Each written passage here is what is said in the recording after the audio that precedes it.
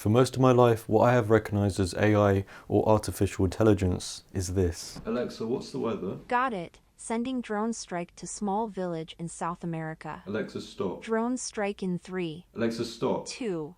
1. Stop! But now we live in this time where we are bombarded to the point of over-bombardment with artificial intelligence. Artificial intelligence this, artificial intelligence that. Everywhere you look. Your YouTube homepage just filled with, I just taught my dog how to apply foundation with AI. or even my own channel. I revived The Rock's career using AI. Oh, shut up. And then you go onto the news. Can AI revolutionize the way we eat noodles? Reports say Elon Musk leaves all 11 of his children in little boxes where they complete I'm not a robot tests all day to train AI. And then you check your WhatsApp and your friends are like, Did you hear about them making films on using AI? well, maybe I don't care. Did you think about that? It's simply everywhere.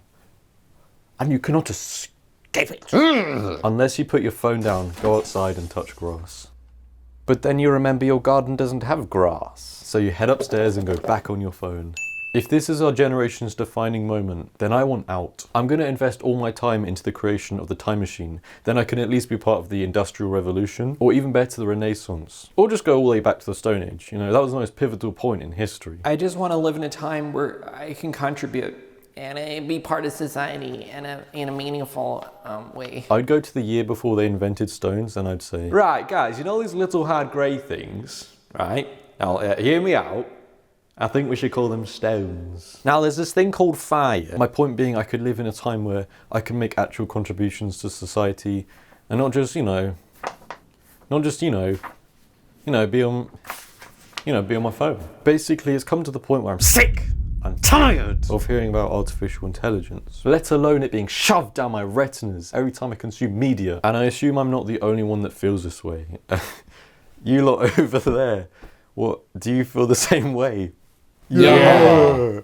See? Let's solve this gripe together. And this isn't any online trend. They say this is the future. And we're already living in it. Every time I step in the car and cruise control's turned on, I'm placing my life in the hands of Mr. Artificial Intelligence. And every time you take a photo, at the end of the month, Google is like, we made this video for you with all your best moments from the month.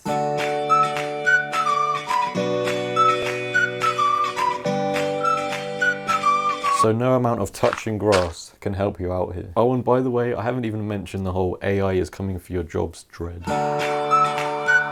So let's start back in the good old days when AI was wholesome.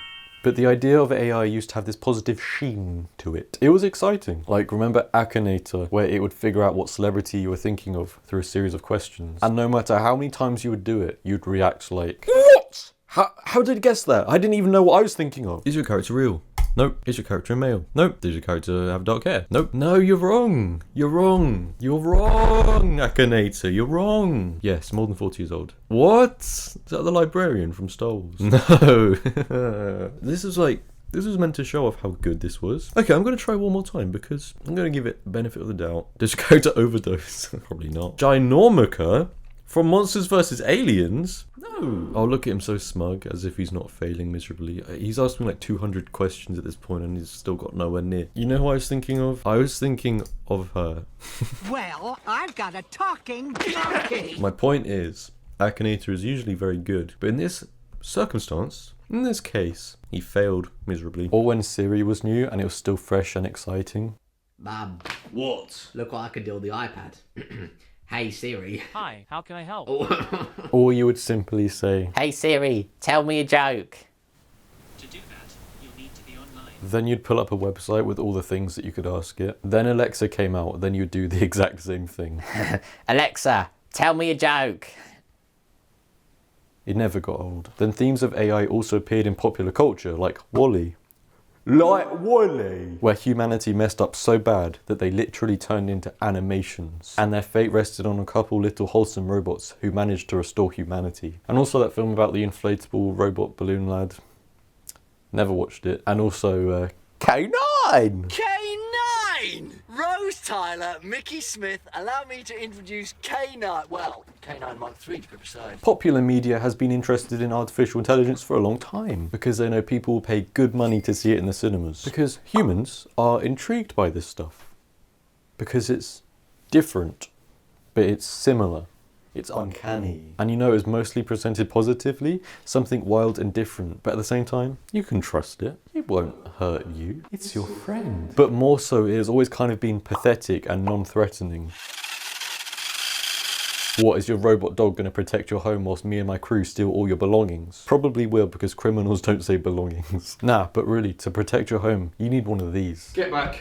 I've got a weapon and I'm not afraid to use it. Or another scenario, you're requesting a very basic instruction from Alexa. Wait, Dad will hate this. Alexa, add caviar to the shopping list. Adding helicopter to the shopping list. Alexa, remove helicopter from the shopping list. Purchasing helicopter. Alexa, stop. Alexa, stop! My point being, so far it hasn't necessarily been artificial intelligence. It's been artificial annoyance. But there is another side to this. It's not all sunshine and daisies. Naysayers, preppers, speculators. Speculators isn't a word. Oh, it's a word. It's a word. Naysayers, speculators, preppers, and Elon Musk all have their fears and concerns. You know, AI becoming self-aware and taking over the world. And this leads me on to the second half of my video. No, you're wrong. AI is death, decay, and destruction. Let's do a U-turn here. Change of mood. Come on. There is no denying that in recent years, well, actually for decades, Terminator, the Robots film, there is no denying that actually in Ex Machina as well, that's another one. There is no denying that in popular culture, as much as we like these little sweeties like WALL-E roaming the earth like delivery robots, there is a much darker side to this, and I'm whispering because I don't want Alexa to hear me. The frightening and unsettling idea that these robots could develop enough intelligence and self-awareness to take over the world. Like Cloudy with a Chance of Meatballs, but instead of meatballs, robots. And it's not how you think. It's not like the appliances are coming to life like in G-Force.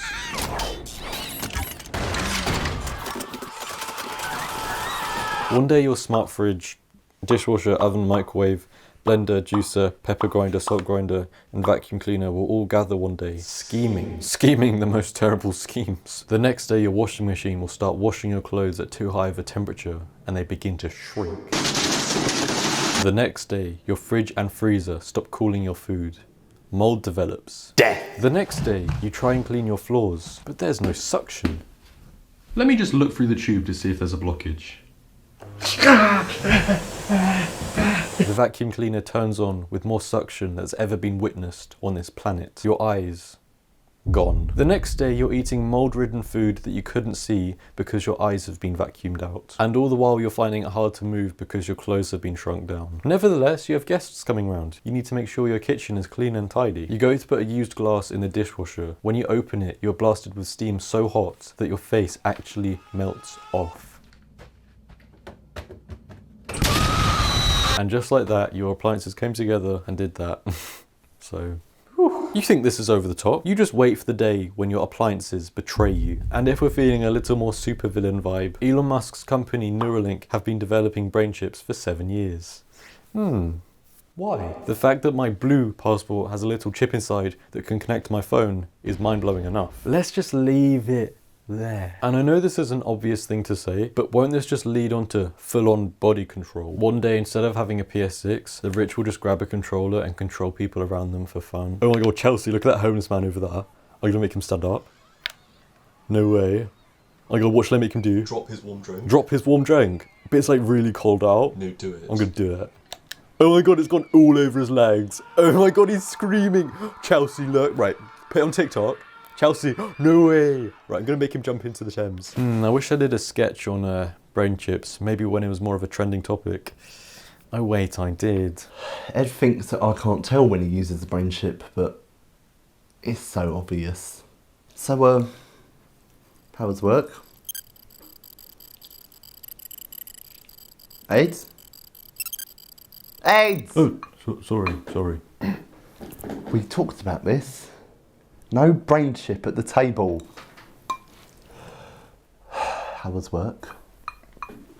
Yeah, it's alright. But sure, if you don't own any technology and you try to stay away from it, sure, you'll be fine. Wrong! The machinery is coming for your jobs, and it has been since the 1700s actually. But sure, the job you train for is way too hard for a robot to understand and replicate. Wrong! It won't be long until you're in court and 2 robot lawyers are either side you hashing it out. Your Honor, my good man and bestie Herbie here did not put on a cartoon-style mustache and glasses disguise to keep on claiming the free Red Bull that was given out in London on the 28th of September. I object. There is 2 hours of CCTV footage. And you just look over to the person that sued you and you're both like, but sure, maybe you're an artist, as if the next robot could create the next.